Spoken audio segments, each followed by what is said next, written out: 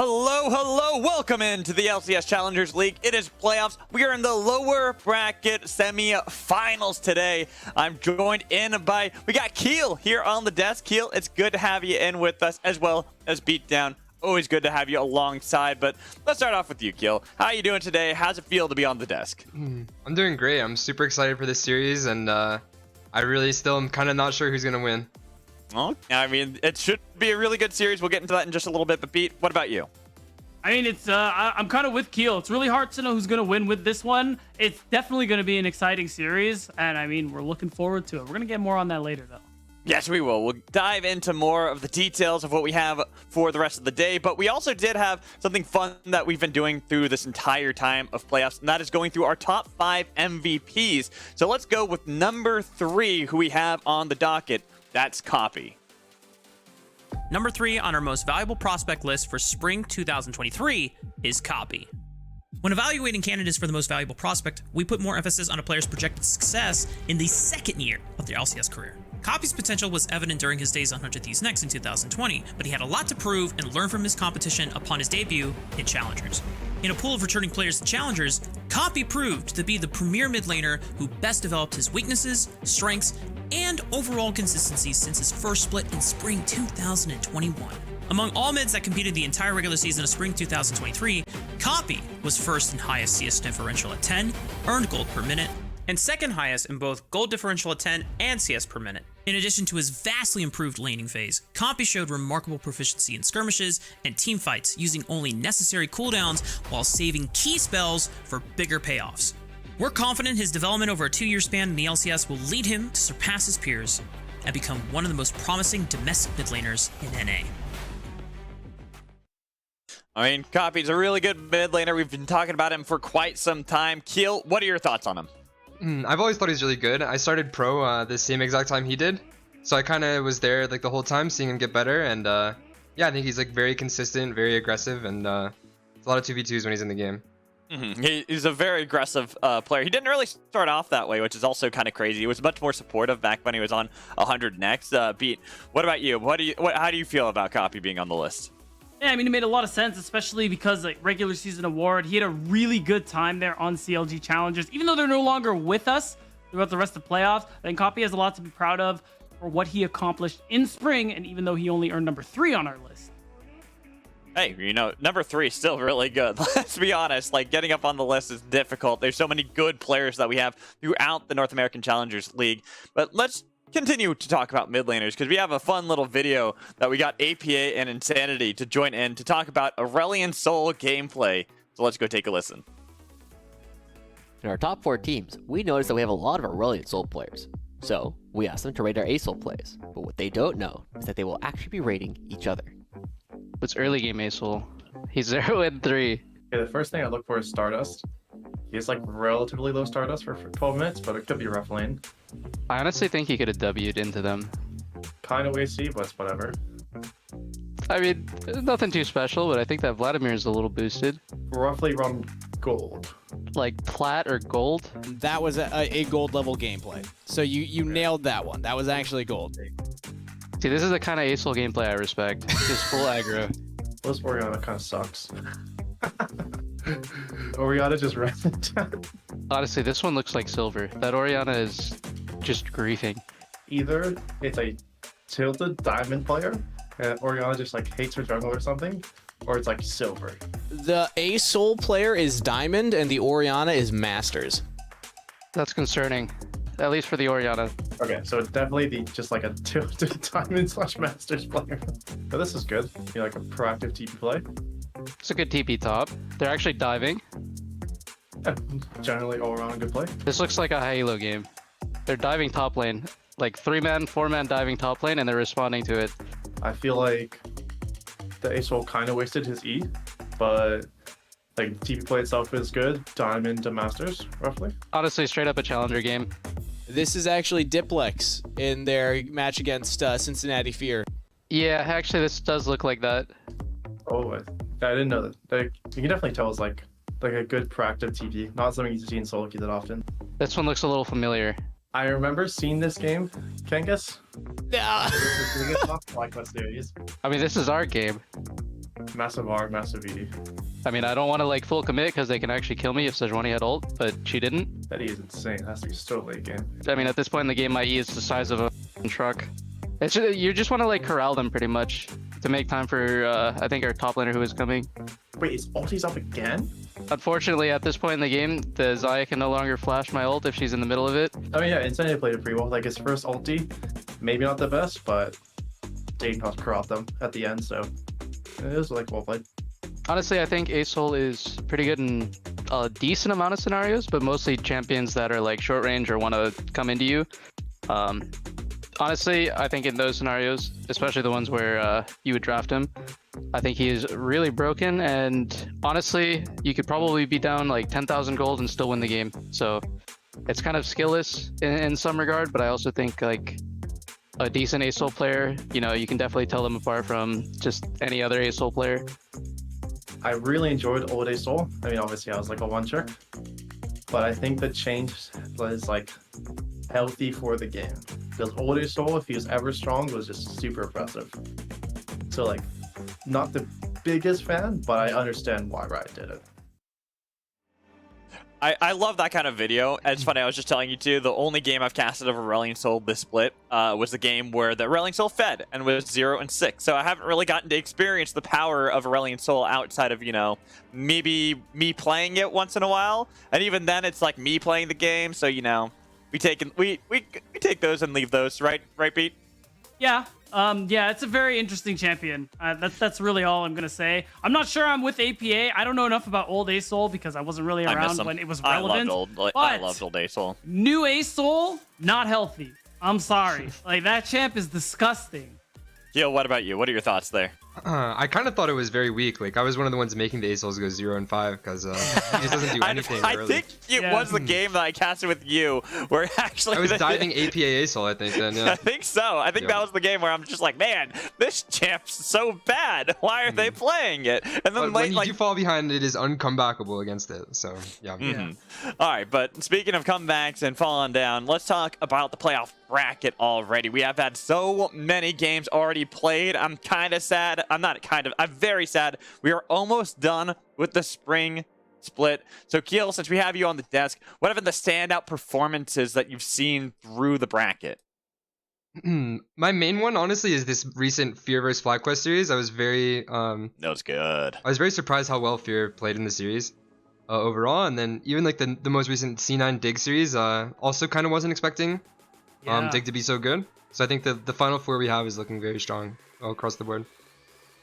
And Beat. I was gonna say, like, I agree totally. That series was especially exciting. Like, I went back and rewatched it after the fact as well, and it was like, dude, Dignitas were just outplaying Cloud9 on so many different levels. And for the team, Cloud9, who we thought to be favorites to take it all to get sent to lowers, even this late in the game is pretty astonishing. I mean, this is where we could also make the argument that Dignitas Challengers were a team that was built to win That's true. the Challengers League. So getting into the finals for second split in a row, very impressive from all those players, but that's for another time. We have our series today, Cincinnati Fear versus Team Liquid Challengers. And Keel, you already touched on this, the Cincinnati Fear series up against FlyQuest. Honestly, if that was the finals, I would have been so happy with that. That was such a good series. Yep, going all the way to game 5 and just watching how Fear like adapted, and then they even had a game that they threw really badly right before, and they were still able to bounce back in the 5th game, which showed like they really have good resiliency, really good like trust in each other, and they're able to pull it out. Yeah, and let's go take a look at the lineup of our Cincinnati Fear team, the underdogs. The big story for Provisional, right? Wildcard with you, Keel, we're one of the other ones, but now we only have this remaining team in Cincinnati Fear. And when we look at this team, Beat, like, every player, I think, has surprised. Like, we knew good things from most of these players, but every player has gone well above and beyond that. Yeah, without a shadow of a doubt, Magical. Like, this team has done some incredible things, making it as far as they had. And it's interesting, too, because much like Wildcard and Keel, I know you could speak to this, you guys were both rosters where you wanted to play together. That was very important for you. I heard some players turn down offers for that exact reason, believing that they can do better together as a unit. And, I mean, look at where Fear are now. they're top 4. If they win this series, they're going to get that rematch against Cloud9 and be top 3. And when we take a look at these clips from Fear, right, we get a look at how they get a lot of these leads. Perry usually is kind of the early game benefactor, the one who really tries to set up the lanes so they can get in a position where they're either even or slightly ahead for team fights. And you even mentioned it, that sometimes they'll fall behind, yet their team fights are just insane, where it doesn't matter if they're falling behind, they still find ways to claw back in. Right. Again, we've said this more than one occasion with this team, and the important thing for them is making the call together, whatever that call is, and it's shown in their ability to team fight, their ability to commit. And being broadcasters, we all appreciate a good commitment. I mean, it's just always fun to watch Fear. I think that's the great thing about them. Yeah. It's a team that will find kind of wacky plays. This is why I loved watching you guys, Keel, on Wildcard. You guys also would look for these wild, crazy plays that always made your gameplay so entertaining. Yeah, I think the one big advantage Fear has too is they are just very consistent. Like I feel like they never have a clear weakness. It's hard to like really pinpoint what to do. You just have to play well all around to beat them. Yeah. And we'll see if Team Liquid Challengers has what it takes to do that, as we get to take a look at the lineup. Well, not the lineup, sorry. We got to take a look at the LCS unaffiliated placements first before we get into that. Sorry, I jumped the gun a little bit on that one because Cincinnati Fear, it's the first time since the very first Proving Grounds we have had an unaffiliated team make it this far into the bracket. Yeah, it's been incredible. Like, this is just really to sell, like, how big this is. Of course, AoE Ginger Turmeric last summer, great run. Again, Keel, we have you here, so you can speak to that. And of course, Evil Genius Prodigies in spring in 2021 as well, making it to that top 6 at the time. Like, this is huge. In these last couple of years, since it became Proving Grounds, now into Challengers League, Fear have really set themselves apart from other teams not affiliated with LCS orgs. Yeah, it's just impressive to see a lot of these players that can pretty much grab themselves up by the bootstraps, just say, all right, this is how we're going to play. We don't necessarily need the best infrastructure like everyone else, as long as we have that camaraderie. We understand each other, how to play with one another. And speaking of which, we get to hear from Faisal as well about how this team really has been and why they've found so many successes over this split. Yeah, we basically all thought we were like a good team, like we're good players, and we didn't want to like get mixed and matched between other teams, so we just decided to stick as 5 players and just tough it out. But my expectations for this split was like not even close to top 4. I thought, like, I remember at my first match playing Team Liquid, I didn't even expect us to like take it 1-1. So that was like, I was screaming when we won because I had no expectations for this split, to be honest. That's honestly, I think, a good way to go into a split as well, is not to have expectations. Just be like, we're just going to go out there, play each game, and see how it goes, right? Like, Keel, Yep. I feel like that's something similar that you guys had over at Wildcard. Yeah, I think it's the same. And then another fun thing is Fear and TL haven't versed each other since the very first week of the split, so a lot has changed.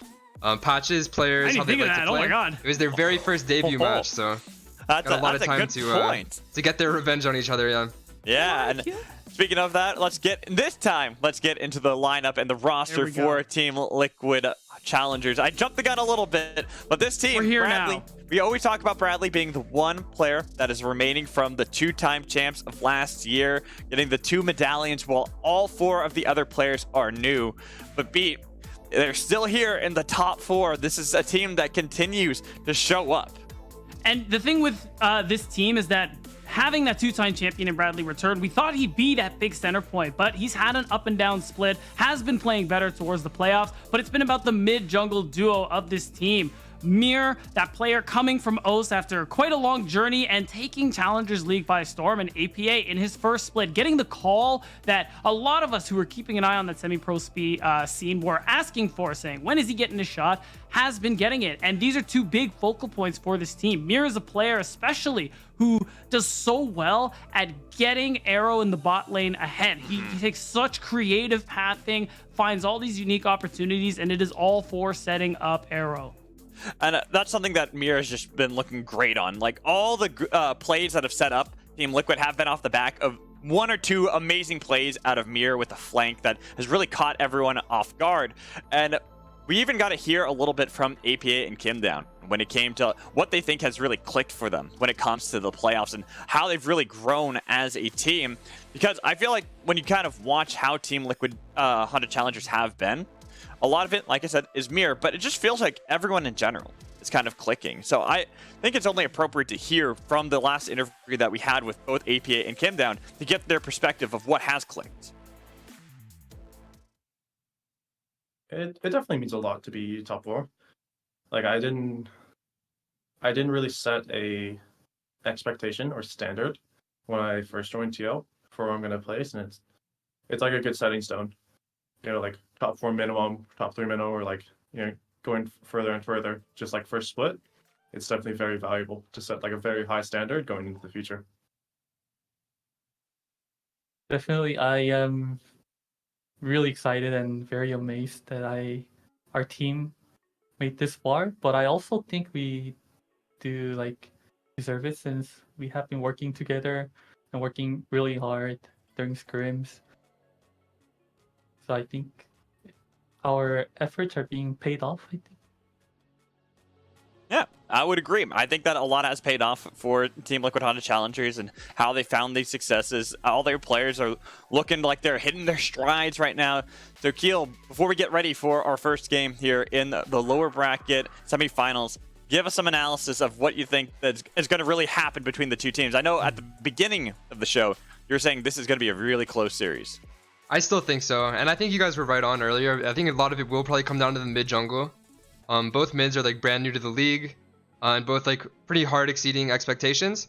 And it's also on like their main like picks. Like they both have their main champions that they look incredible on. And then both junglers have been playing a similar role for their teams too.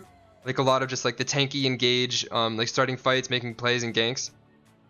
So I really do think a lot of it will come down the mid jungle, and then as well as draft. Just seeing how the teams adapt. Like I know TL was really prioritizing Jinx, and Fear was doing the same, and then they also have like the Veigar angle going for them, which people have been liking a lot. I think it's pretty OP champ. So I'm curious to see how TL responds. They seem pretty good at adapting in these big series, and I think it could be either one series. Yeah, I'm just hoping for a 5-game series. That's always my angle. You can't say that. Why can't You I can't say say that because we need to, keep it ambiguous. Don't put the cursed juju out there. We want that 5-game series. We can't let the League of Legends gods out in the sky. They can't hear that we want that. You know how important that is. I Don't defy curse the us. gods, so it doesn't matter. We're getting Anyways. a 3-game series. God damn it, Magical. But you know what? I'm really excited about this series. I think that this is going to be a close one. Like, even if it ends up being 3-0, I think that it's going to be well fought between both sides. And just kind of how a lot of this is, because for both teams, they're still top 4, right? They still have gotten this far into the tournament. They still are looking that good. And in fact, APA talked about what it means just to get to the top 4. So let's hear it. I've definitely enjoyed my time so far. Like, it's not my first time being in person because I had Maryville last year, but I definitely enjoyed. I enjoy all the guys here. I had to be more consistent than what I was used to because in amateur, there's weren't that many good teams, so you could be on and off and still do fun. Definitely still, I think comparing it to the beginning of the year, I still think it's kind of unbelievable that I'm still I'm actually working with Team Liquid Honda and working with all the pro players like Arrow, Mir. It's still amazing to me. It's been really great so far. I will give you this, beat. Kim Down is damn adorable. So I will definitely say that, hard to root against them. But, that's the whole point of the competition is even if you like the player, it's all about how you perform on the day, win or lose. It's your skills that matter. So, Keel, going into this matchup, you already kind of broke down the matchup really well for us. But for you, what would it mean for, wild card? You guys still did really well in the playoffs. But getting to the top 4, how does that feel as a player just getting that far into a tournament? I think it's a pretty good benchmark for teams. It's kind of when you get to real best of 5s, it's things start coming really on the line. So I think it's a good benchmark for both teams. And I just wanted to say, I think Both supports kind of main Thresh too. I'm curious who will get that in this series. No one's getting Both have been doing Thresh. pretty good in playoffs. Yeah. I was about to say, I'm with Beat. I think that's just banned. I don't think that's getting through. There's certain champions that I don't expect, like Olaf for Faisal, right? Wukong for Parry. These kind of champions that we've been seeing permanently banned against Fear. Thresh probably going to be on the docket as well to take away from both Trevor and Kim down, since they both can play it really well. So whoever's on red side just going to ban that.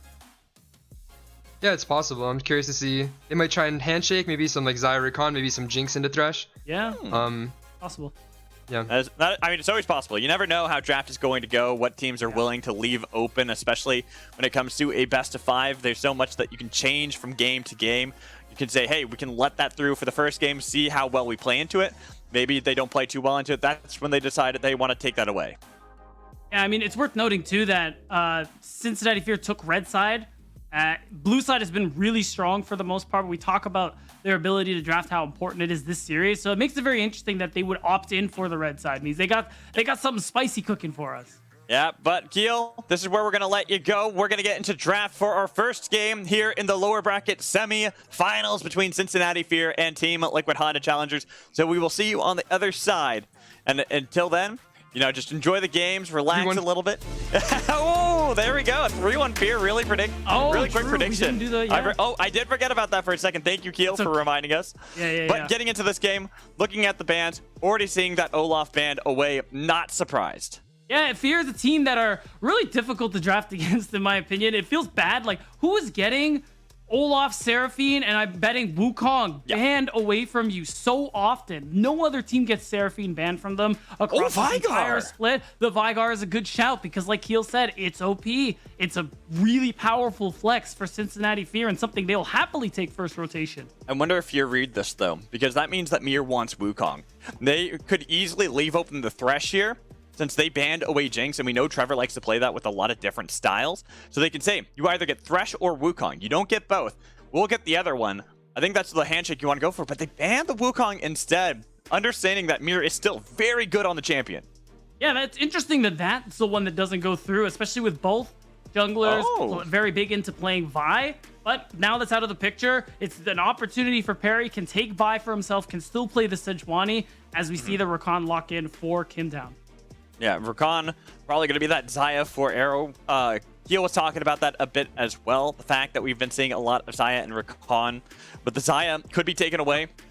Maybe even just go the Xayah Thresh here into the bot lane. Maybe grab the jungler because you don't have to worry about the support. Makes a lot of sense to see this draft from Fear.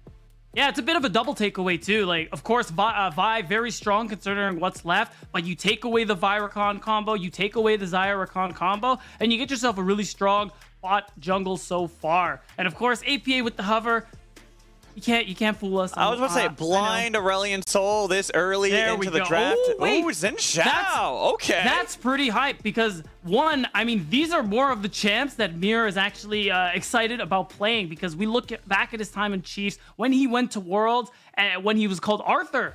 Xin Zhao was a big champion for him here, and he's a jungler we praise for having really high mechanics. So that's a pretty exciting pickup and a good early skirmisher. Yeah, I think it was Xin Zhao, Viego, the two champions that he was playing a bunch of when he was back on the Chiefs. So seeing him back onto more of these AD champions that with the Xin Zhao can play a little bit more early game and play aggressively. Very exciting to see. But on the other side, Fear grabbing Renata, I think that's also a great pick here into the composition that Team Liquid have drafted, since they are very low range at the moment and want to dive into you. Renata is always one of those champions I'll advocate in order to deny a lot of that potential burst fight. Absolutely. And now we get into this last rotation, the last set of bans coming through for both sides. Like, we've already seen some new stuff from both of these teams in terms of picks and bans. The Malphite ban is a good look there onto Faisal, especially with Fiora being taken out of the picture. And now Gwen, I can. Do you smell that magical? That smells like a Scion or Faisal. Seeing Gwen and Fiora banned doesn't smell too good, does it? I'm a fan. It's I'm not. I like more excitement in the top lane. Bring back more Cho'Gath. You know, I'm okay with the Cho'Gath. That's fine. Well, we'll see. Scion is nice because of the myriad of level 1 strategies you can go for here. It's ridiculous what people have thought up in past years, and just this split alone. So we'll see. I'm really expecting Scion here for Faisal and give Shoki that last pick. Or so it's the Cassante. You know what? Cassante has been Yeah, he has been kind of replacing that Cho'Gath pick that we've seen. Yeah. We did see him drop off for a little bit in the drafting back, like in the middle of the split. A lot of people kind of are like, yeah, we don't necessarily need to have him. But a Kennen pickup for Bradley. Nice. He played that before in the 100 Thieves series. It's a really I'm good just surprised to see that into the Cassante. Wow. Okay, so that's pretty interesting that we're seeing the blind Cassiopeia from APA. We know it's a special of his, but seeing it blind like that is pretty... Usually he picks it when he knows he has the favorable matchup, but knows what Shochi might be playing for here. He says, whatever you got, I'm playing the snake. Well, because the thing is, the things that I can think that Shochi would want to play into it wouldn't do so great a job trying to defend against the Cassiopeia. The Orianna, I think, is probably the safest pick that Shochi can go for, plus for providing a little bit of that wombo combo when you have the engage from either Cassante or from Vi. But the biggest thing is I like that Cassiopeia so much because, like what I like with the Renata, it's such a great tool at splitting up the fights and make it really difficult for the team here with a Vi and Cassante to have to dive into this back line, but then getting separated from their carries where you're not going to have Shochi in a perfect range to get that shockwave off. Yeah, it is going to be really good at zone control there, and you have that combined, I should say, with the Kennen there for Bradley. Again, he had a really great series against 100 Thieves when he played that in game 1, really popped off against Darshan, and now he's playing it into Faisal though on the Cassante. It is range into melee, but Cassante has these ways to close the gap. Faisal has been a player we've praised a lot, who from the beginning of the split, he's a player we thought would make it into the Challengers League, and on a champion where he's been able to do some pretty crazy things. So there's a lot of pressure on Faisal to be able to get on top of those squishier members like APA and like Arrow. And here we are, loading up onto the Rift. It is game 1, the top 4. Which team will move on to face off against Cloud9 Challengers in the lower finals? It all starts with this first game of a best of 5. That's right, Fear looking to get that rematch with Cloud9 Challengers, and Team Liquid trying to defy expectations once more, being the only team to make it in the top 8 that wasn't seeded top 8. And yes, we had a bit of a clump in the standings, but it's still been some incredible stuff from Team Liquid Challengers. Yeah, I was about to say, separating the 3rd seed all the way down to the 9th seed was about a single game. Yeah. So very close for that running. That's why you can argue, like, I know APA said the seeding's fake, mostly because it all came down to one game, but all that matters is how you perform in the playoffs, how you do as a team. Both of them here with Fear and TLC making it to the top 4, and both with their own exciting stories to bring Team Liquid Challengers back when they were Team Liquid Academy. One of the best teams that we had seen for the last 2 years, constantly making it into the finals. Even if they didn't always win, you think back to the Team Liquid versus 100 Thieves, how that was the back-to-back finals that we had for 2021 summer and 2022 spring. This is a team that has known success for a long time in Challengers. Already in this early game, my eyes are on both of these junglers and mid laners. We talked about the mid jungle duo. We talked about these two junglers in particular and about the way they want to try and play this game. It's especially interesting for Perry. We know making top 2 last year with Dignitas as a sub, talking about how he wanted to improve, be more aggressive, and be more of that carry player. And I got to talk to him actually to ask him how he feels he's been improving. And he says he has been making strides despite the change into the jungle, where it was briefly for the first half of the split, where counter jungling was not ideal. But Perry still feels after that has been reverted, he's been really improving and really happy with where he's at so far. Of course, always aiming higher. On the fact that he went to the finals last year with Dignitas, having stepped in last moment only for Proving Grounds. This is a player that, under pressure, will perform so well. And here, looking for APA, who's been chunked out low, getting the flash out of him early. And that's something I really want to see Perry punish. Come back in these next couple of minutes. You want to set this Cassiopeia behind, because APA does have that opportunity to be able to run away with this game if he gets ahead. But being able to punish that, using that push that Shochi has early on into the game is super important here. You see Perry is looking for the invade here, trying to see if he can catch Mir. Oh, Wants to skirmish just a little bit. Both of them having Conqueror. Getting a good chunk of damage on one another, but neither of them wanting to full commit, especially not Mir when APA is chunked so low and forced under his turret. and again, keeping an eye on Perry. Going to be really important this game for Cincinnati Fear, just because of the fact that he's going to be that main form of engage alongside Shochi with the Shockwave. That ultimate, the cease and desist, going on those key targets is what we're looking to keep an eye on. Nice double knock up there from Kim Down. Unfortunately, doesn't net any control back for Arrow in the spot lane. Wave getting slowly shoved back towards their turret, while Manui and Trevor not really looking for anything too fancy at the moment, especially when you look at Arrow has Call in his inventory. I'm not expecting to see too much action. In fact, Bradley doesn't think that either, since he has his own Call. But Mir doesn't care. He's saying, all right, we can look for this invade. We get the flash out of Trevor, and they go over the wall, getting the done with the Ignite as well onto Trevor for first blood out of Mir. And Perry, too low, has to flash back towards his turret. A lot of summoners committed, but TLC get what they want, and Mir's going to take a jungle camp away as well. Great opening start here. Team Liquid Challengers getting a kill onto this Xin Zhao, who wants to keep that snowball rolling, wants to keep the skirmishing on. And you're starting to set Perry behind, which is brutal because he's going to get less of an opportunity to come in and affect that mid lane, like we saw into APA, who's still flashless. Oh, flash for flash there in the top lane as well. I'm getting baited by the Call. I'm like, all right, they're not really going to look for much. They're going to play more passively. And then both teams, well, TLC is just like, no. We still look for these plays. Yeah, I like the move and the timer. They recognize Perry still has to clear some of his bottom side, and Mir calls. You saw the assist pings for the bottom lane to come show up. They didn't really have push in the wave, but they had the first move, and they forced Trevor to flash and die anyway. So it's a really smart call there from Mir and the rest of Team Liquid Challengers. Getting that first kill onto Mir, onto Xin Zhao, as you had talked about, Beat.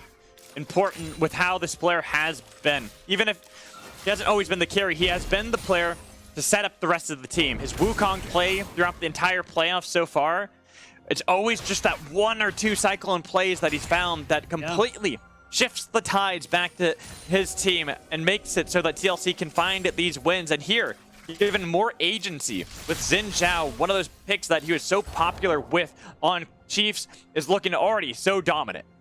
Yeah, Mir's been a big part of Team Liquid Challengers' success so far here in spring. And, of course, APA playing well, even crediting Kim Down in those interviews that we saw earlier on during the pre-show on how much Kim Down has improved as a player. Has really just been part of what culminates for this team in the playoffs. A team that plays so hard for the early game, but also makes those comebacks like you talked about there because of Mir finding those angles. And they have a comp where, even from behind, they have a lot of ways to be able to team fight here. So there is that pressure on Fear to try and rebuild this snowball because it already fell apart after that first blood.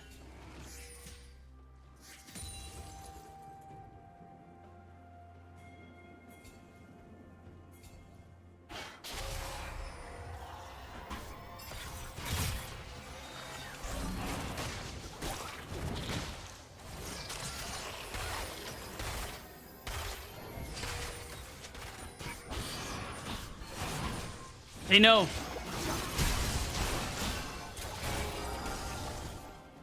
Away from the objective. Oh, so that's a pretty big deal. You don't need to take it for yourself, but you get them off it, you stall them, and as long as everyone walks away, right? They should walk away, even though APA is chasing this one down. Gonna get a little bit of a slow with Gaze as they flash on Shochi. Bounced around forever. Their shields, are they enough? Heals up. Can they get the bailout? Oh, they got it! Time will Shochi survive? That was a big bailout coming through here. It was a good look from Team Liquid Challengers, but instead, they give away a kill. The health bars are too low to go for Dragon, but Fear get that goal that they were so desperately looking for here. And now with Herald coming up, you can see Fear's focus here on the top side of the map. But more on this. I like this call. You know Shochi doesn't have flash, and it's the bait. You're trying to focus on Trevor, but just kidding. Shochi, you're a little too close. The big thing, of course, being that bailout that saved the day. I mean, Has a little bit of a champion difference coming through here. That's a bit of an unlucky there for Team Liquid Challengers. But overall, this is what Fear needed to happen. And now they've set themselves up pretty well to contest that Rift Herald. Everyone has reset. They're walking their way towards the top. And even though Mir is starting it, there will be a skirmish if Fear want to fight it. And the fact the bailout came out, like you said, the champ diff a little bit there. Gets Shochi that kill on this Orianna facing up against Cassiopeia. It's a great call. Now, the Rift Herald started up. Smite fight. Oh, I believe that, yep, Mir was still able to secure it. He was. It's going to be easy. Looked like Perry actually didn't even have Smite, I'm pretty sure. No, his Smite was first. He did. Oh, so he had 2 charges. Well, unlucky timing. So it will be TLC walking away with the Herald 4-3 and free, and that's pretty big for them. They're going to be able to use that. It's collect more gold, whether it's on APA, whether it's on Arrow. Either way, this is a way for them to keep their gold lead and increase it further. And it's super important too, because APA, we talked about punishing the Flash. Fear never made it happen. It's up now, and there's that opportunity to avoid danger or even make a play with Fear in the area. The APA just getting back in the lane, gonna grab that crashing wave. And we can see that Perry is looking to make a play elsewhere on the map. It is a bit delayed, but realizing that they have the advantage with Shochi having shoved in mid lane, they can look to see if they can grab some control around the dragon, because still, that dragon that was attempted earlier by Mir was not successful and had been able to reset, but they're still so tepid because bot lane isn't getting the shoves they really need to. And with mid lane, APA, every time he shows back up now, level 8, almost level 9, he's just going to have perma shove back on Shochi. Now after that wave, Cincinnati Fear looking to play the dragon stacking game. Both junglers level 6. We have ultimates almost all across the board, sans the supports. And this is going to be a tough one. I mean, TL don't want to just let this go. No, and Arrow is on the flank too. That's why they peel back. They're looking to see if they can maybe jump onto Arrow, but he's going to skate over the wall, back towards his support and mid laner. With 4 members grouped together for Fear, you've got to be careful of the Mayas. But the flash in, and what a petrifying gaze! They locked down so many members, but Perry's in the back line, making sure that Arrow was locked down. Perry will barely survive. The poison is ticking. He finally falls, and it's Fear that get wiped across the floor by TLC. And that's it. TLC break this game wide open. They secure themselves the dragon, and now they have a 2,000 gold lead. Everything is in shambles for Fear in this early game, and TL still have a Herald to play for. I mean, look at this, Magical. The big thing here to keep an eye on is APA using Vision. That's 3 members stunned up for several seconds, not able to output damage. And even though things look good, I look at Arrow. He's fine. He's still pretty healthy. You still have APA able to run down members of Fear. And now Team Liquid firmly grasp control of game 1. All off the play. This time, not Mir making the heroic play. APA, that was a beautiful petrifying gaze to set up the whole fight. It did look a little dicey briefly, but as you mentioned, Arrow, despite getting jumped on by Perry, there was just no follow-up for Fear to actually do anything to him, which is someone besides APA you have to contend against. Because now look at him, 2-0-2 on this Zeri, starting to scale up. You got the Roa completed by APA as well. Yeah. You're getting these carries fed. Another thing, too, we didn't touch on. Mir playing the Xin Zhao with that Crescent Guard does have that ability to avoid damage. Part of what kept him alive so long in the team fight. And a cooldown that's going to provide a lot more utility and use later on into the game as well. And now with this Rift Herald Eye about to expire, you can see Shochi is moving down to potentially hover, but he has to go back through the mid lane. And you have 3 members of TLC looking to drop it. And Perry just doesn't look like he knows. Yeah, and with how this is going at the moment, Nui, Trevor, they've got to be cautious. They do dodge away from the Wind Becomes Lightning barely, getting a little bit of damage back onto Mir, but all Mir needs to do is wait it out. Should be dropping that eye right there. There it is, right before it times out. So that way they'll at least get a crash, some plates for Arrow. It would be nice to see if they can at least give... I would have hoped they could have given more to Arrow, but they do have to be cautious because they're not exactly sure. They weren't exactly sure of the movements of Perry. They only just spotted him out recently. Yeah, so not as much gold for Arrow, who TL like to snowball a lot with their mid jungle, but Arrow's still ahead. He's 2-0-2 now. He's keeping up in CS with Manui. Just means that this Zeri is going to be a nightmare for the side of Cincinnati Fear, and that puts more pressure on Faisal, like we were talking about in draft. playing something like the Cassante, where you can essentially kidnap carries and make plays onto them. Petrifying Gauge did not connect this time around, but Mir still re-engages. Shockwave drags away Mir from Shochi. Shochi holding onto the flash the best he can, getting a bit of damage back on Mir. Both sides surviving. Well, for how long? Kim Down is in the area looking for the dive, and the arrow is here too. Oh, the blast cone does not save Trevor, who has no flash either. So Kim Down getting the kill credit. All that matters is they get the kill so they can get more plates mid. And that's gold into this Cassiopeia's pocket. We're already seeing APA, how much he's been able to do so far this game. And now accelerating him on top of Arrow has just been so good for Team Liquid. You can see it here, this gold lead that APA and Arrow have gotten for themselves here. Even Mir is hard winning against Perry. 1,300 gold in 13 minutes in the game is staggering. Oh, yeah. I mean, the fact that it's a 4,000 gold lead in total, and we're just about to lose the plates, that is a massive lead for TLC. And all they have to do is continue to slowly grind this one out and make sure that Fear don't have any more angles get back into this game, because that's something that has always been the power of Fear. Despite falling behind, so their team fighting prowess that people have always claimed as a big credit to why this team has had so much success and why they've been able to pick up these wins to get all the way here into the top 4. It's true, but they've got their work cut out for them. Bradley hasn't even been part of these fights so far. That Slicing Maelstrom, such an incredible team fight tool. All right, as I talk about it.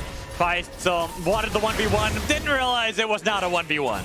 Honestly, I don't think deep down he even wanted that 1v1. You could tell at the end it looked like Bradley was going to have him there, but that kill just in time for second Rift Herald means, I'm sure you get the Scuttle Crab. You're going to be able to watch TLC do it, but instead actually Fear. They're going to go ahead and start the Herald. Bradley is low health, no ultimate, so they just want to go ahead and start this thing. They think they have the team fight angle if it comes through.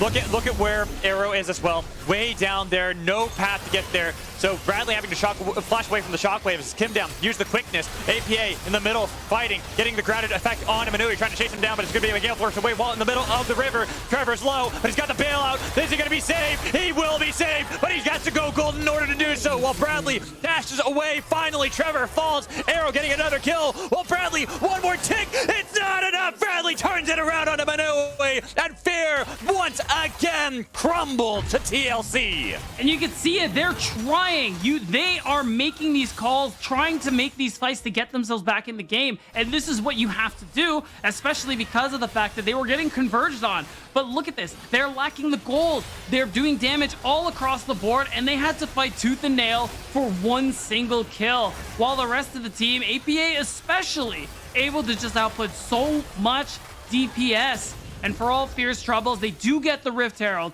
but this lead just gets worse and worse. And right there, Bradley getting the heal from the Quill of Kim Down. I mean, Manui was going to fall regardless, but he would have loved to take down Bradley with him. Would have been nice. Would have been a nice kill, especially for Manui on the Xayah, who's going to be that big source of damage.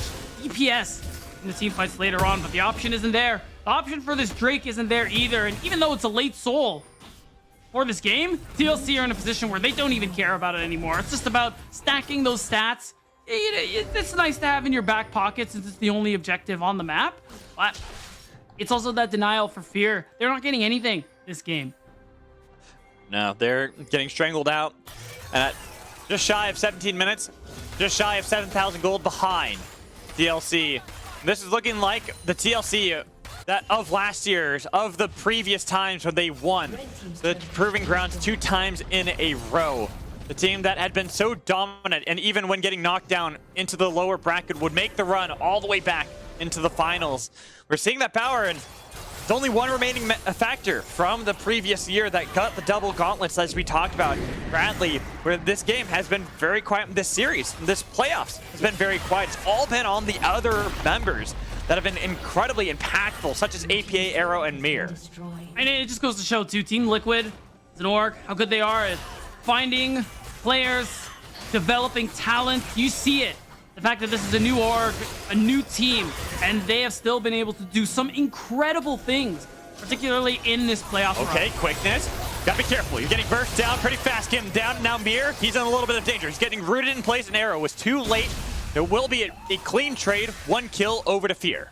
That was ambitious. You're starting to feel the gold lead, starting to feel yourself, you know, do some chin wipes. Like, hey, how about a team You can't do fight? that against Fear, though. You keep doing that against Fear, they'll take advantage of it. Absolutely. There's small ways that Fear could claw their way back, but it's tough. You get an objective bounty, you finally get another turret down, which is nice, and you get use of that Rift Herald, but this gold lead is still ridiculous. We want to talk about item spikes. APA is already at 2 before the Roa was fully stacked. Arrow on his next back will also have that big 2-item spike we know Zeri to be dangerous for. You see the gold leads coming through here. You see Perry has to tread so lightly on his side of the map. And Fear are in desperation mode, Magical. It's time to find whatever play you can, whenever you can find it, because this lead at 18 minutes, these are hard to come back from. Especially when you have the Goon Squad of TLC. They're just all moving as a unit. Bradley with TP can always join in at any moment. The rest of the team can gain full control of Perry, so that where he was slowly clawing his way back, he was only down about 1,000 gold against Mir when it had been nearly 2,000 beforehand. It's going to be a lot rougher when you don't get any of your own jungle. You don't even get vision of your own jungle. Look at Perry. Commits the pink ward to clear out one nice ward there, but it's gone. Yep. And another ward takes its place. Yes. TLC doing a great job keeping this mid and top wave pushed in, keeping Bradley in isolation, even on a team fight pick like Kennen, and the rest of the map is going so well for Team Liquid. There is no way Fear can face check the Baron coming up in 30 seconds without casualties, and TLC are so strong they can start it on spawn.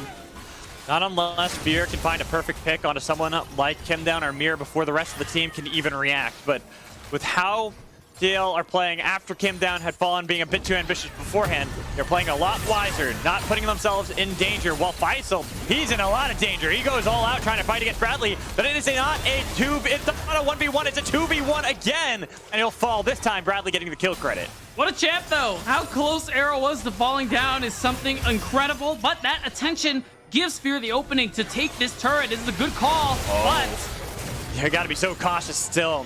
APA and Mir, they are ready for these angles at all points.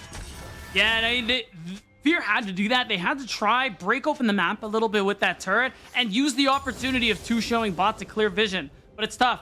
Mir commits a lot, uses the Crescent Guard to make sure that turret can stay up a little bit longer, and it just means Fear will have to wait for another one of those opportunities or some kind of miracle pick.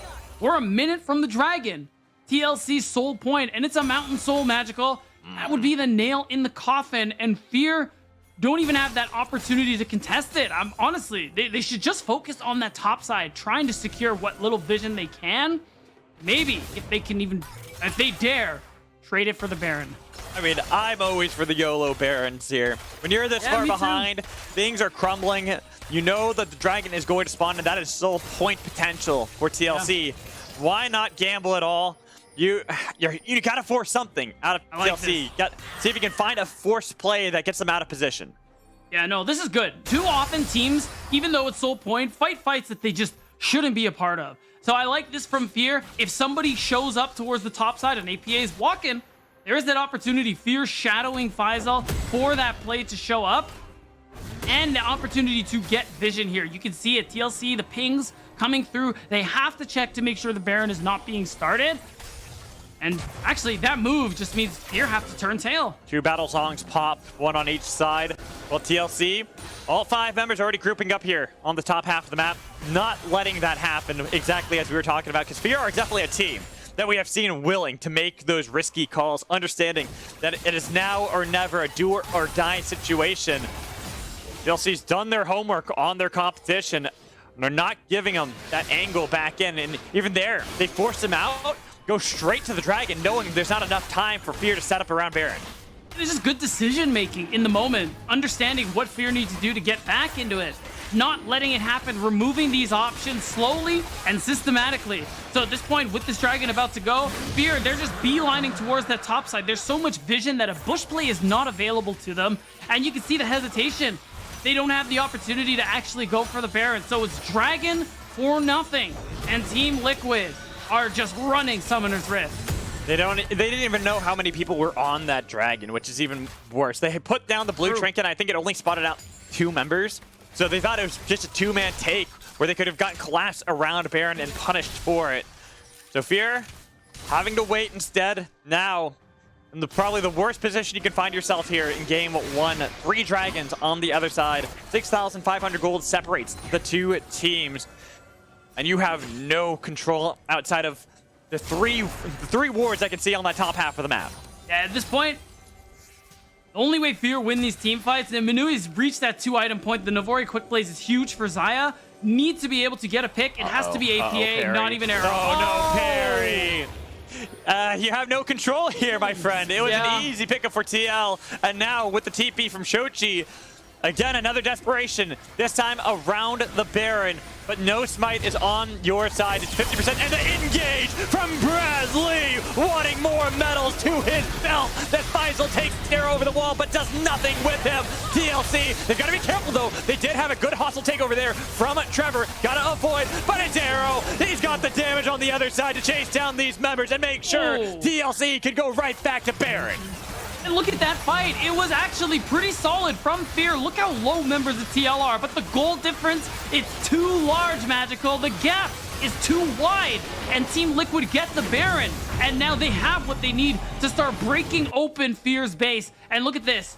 It just missed Perry, and the play was so smart. They knew they had this vision, and they knew where Perry was standing. So it was an easy trap, and it worked perfectly. But Fear, they know they can't let this go through. And again, that's TLC. They understand this. It's been this way from minute 1.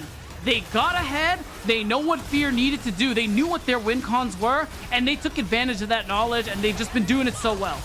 It was a nice hostile takeover there as well, and that's nearly what could have turned it around, except for the fact, as you talked about, they're just so far behind. Arrow was not a part of the fight initially. The Arrow's the one that's the healthiest. The health bars were low on everyone else, but you still have to worry about Arrow. True. And it's just been so brutal. Now with this Baron buff, these next couple of minutes, so crucial for Fear. They honestly have some good wave clear. You have the Orianna, you have the Xayah, but it's tough with how far behind you are. Not keeping up in items with your counterparts means that defending these tier 2s is going to be really hard. Look at that damage from APA Manui. Not realizing it as the bot lane Bradley getting a huge chunk of damage onto both Trevor and Shochi. Just 2 players on TLC now in these positions where they can completely chunk out Fear members, get them away from these structures so the Baron minions can do their job. And it's just Fear pushing what limits they can. They get the Petrifying Gaze out, but you're still not in a position to team fight. You're still gonna lose these tier 2 turrets. You're just trying, it's a delay tactic. Slow it down, minimize however you can the value that this Baron buff provides for Team Liquid Challengers here. And so far after this reset, I mean, there's gonna be one more push coming through here, and it's gonna be 2 tier 2 turrets, ballooning this gold lead to 10,000. Huge deficit now at 26 minutes into the game. This is a great showing from TLC, making this a lower bracket run. Number 9 seed, but as we talked about, the seeding, it's an illusion for 3 versus 9. That's right. It's all about the same with how close they ended up in the standings, and you can see that from TLC with how they're performing here in the playoffs, and even here as they have Faisal by himself. They thought they had the backup of the rest of the team, but APA's flank makes sure Kazante is gone, and Arrow is dominating with a nice petrifying gaze again. Trevor cannot escape. Perry flashing away, but Arrow watched this one, chasing it down while Manui goes into the Featherstorm. It is split up. Manui will be the one to fall first as Perry still trying to clear out the minions, and Arrow on his way, but he'll let Perry go, saying, you know what, we got minions, we can push down mid and win this game. It's just been so incredible and dominating from Team Liquid. They just continue to run the early game in most of their matches, and they did it so well, Fear couldn't catch up. They still have enough of a Baron buff to knock down the inhibitor, and Magical, I think that's all she wrote. I think so as well. They've got the minions. Trevor is up. Perry, he's nowhere near the base as well. Hasn't even had a chance to recall. Understanding this game is done and dusted. TLC will mark and strike first in the lower bracket semifinals. And what a strike it was, Magical, because I couldn't believe it. Like, we were expecting this series to be close. And so far, Team Liquid are showing us that that might not be the case. They looked really good in that one across the board. Every player stepped up. Even Bradley, where it was a quiet early game, Yeah. Once he got that alternator, he was able to essentially have a solo kill against Faisal, even if Mir did show up and be like, hey, I'm here to get a little bit of the kill credit. But either way, it is a good showing from TLC, our defending champions, as we toss it to Upbreak and get ready for our second game, as well as our halftime show brought to you by Rally Cry.